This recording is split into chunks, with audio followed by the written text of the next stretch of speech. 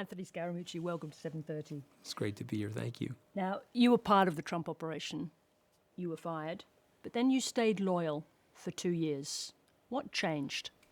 Well, I worked for him for a year prior to me serving in the White House for 11 days.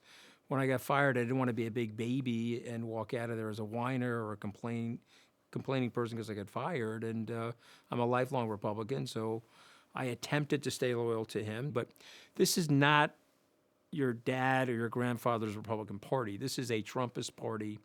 This has elements of fascism in it. This has elements of liquidating the other two branches of the government. And he has a group of acolytes now with him that are hard right. He had more mid-Republicans, middle ground Republicans, and careerist Republicans with him in 2016. But he doesn't have that now. Those people have left him. He's got 40 people that served him in various capacities in the cabinet, including his vice president that was on the ballot with him twice, that are denouncing him and are explaining the danger of him. And so he's got this new group of people that are to the hard right, and they're very well organized, which makes him more dangerous. He's not an ideological person himself, but he's now adhered to ideological people. Let's talk about how much the race has changed since Kamala Harris entered the race. What impact has she had, from your knowledge of him, on Donald Trump? And has he kind of picked up a little bit? I think he's been shaken by her, but I think he's a very adaptive guy. He's a human Swiss Army knife in terms of his political instincts. He'll find the right tool to strike at her rhetorically. He hasn't been able to find that yet because he was fixated on Joe Biden. He was fixated at being the younger of the two candidates in the race. And he's also been imperiled by the demography. So we've lost 20.2 million baby boomers since the 2016 election. At the same time, the Generation Zs have risen to the tune of 40 million. So you've had this great demographic recirculation. And so when he calls her stupid and he says she turned black and all this sort of nonsense, baby boomers were conditioned to deal with that. But the Generation Zs, they don't like it at all.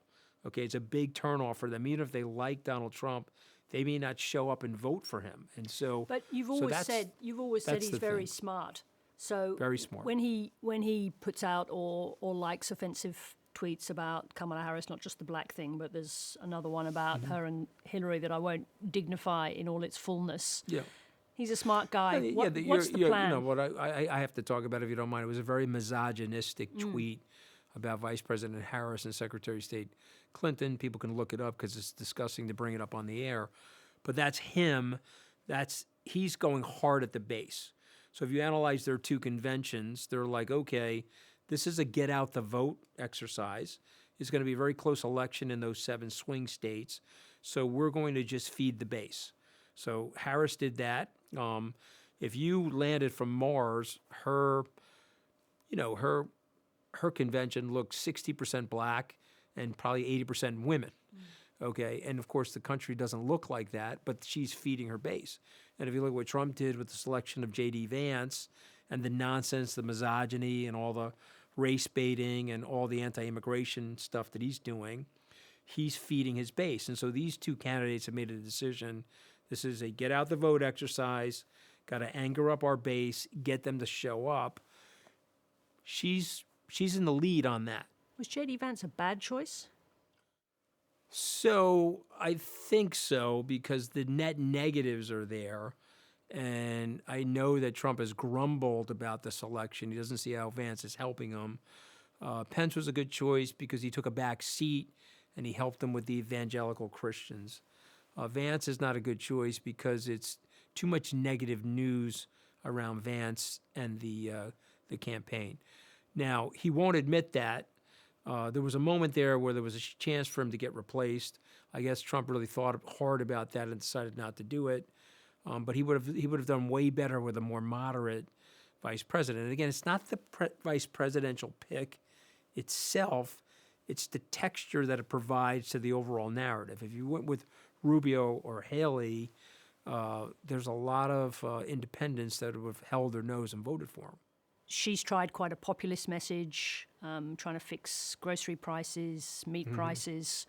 If he can go back to that, if he can focus on the economy, is that a winning message for him? Well, you have to tell me what she's doing. So I would argue if I was on her campaign team, go on offense. In America, you win these things on offense. You can't be defensive. She's got to be offensive on her record. The Biden record, people feel poor because of the inflation, but the Biden record they've built a good blueprint. They've had a successful legislative agenda, but she is very tentative and she's not explaining this and getting on a soapbox and advocating this to common people and explaining it to them. Why not? Because I think these are human beings, and she's 45 days into being thrusted into the spotlight, and that spotlight is super bright. The White House, they say, is a fishbowl. A presidential election is a national aquarium. Okay, it is way more intense. And so she's sitting there 45 days in, and I think she's running a good discipline campaign, and they're telling her to be tentative, to get the bearings down on all the spotlights that you're dealing with. And so she's doing that, and she's trying to tack to the center. But I think she's got to get out there. It's now after Labor Day in the United States, and the last 2 months, I think, are critical. She's got a debate coming up on September the 10th, which I know she's prepping for. And I think she's going to be surprisingly good at the debate. She's smart.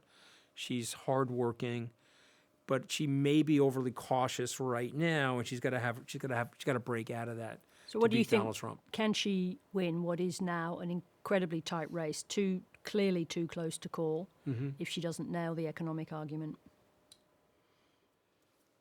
I think it'll be hard. Listen, I hate saying this because I want Trump to lose, but right now, pre-debate, he's in the pole position. If you look at the predicted markets and so forth, he's in the pole position. He is favored on two issues that really matter to America: the economy and the issues at the border as it relates to immigration. And she can take them on, but she's got to get way more aggressive. From the very lofty to the very unlofty, does Trump really wear a girdle?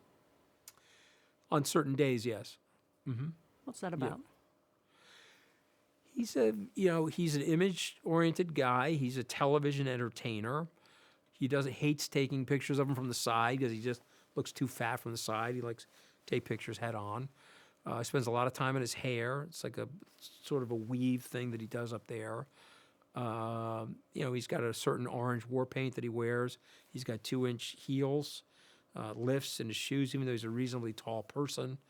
There's insecurity there. There's the hyper-masculinity is a tell for how insecure the guy actually is. And so what I don't understand, and I think people will write about 50 years from now, is that we just had a group of political cowards that couldn't stand up to the guy.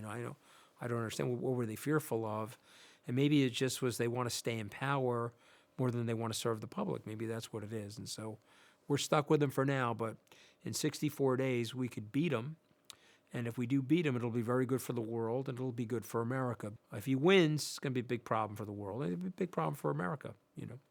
May have to come live in your basement, Sarah. So, this may not be far enough away for me, actually. There's room in Australia for you, Anthony Scaramucci. I may have to go to Antarctica. Maybe with the penguins down there.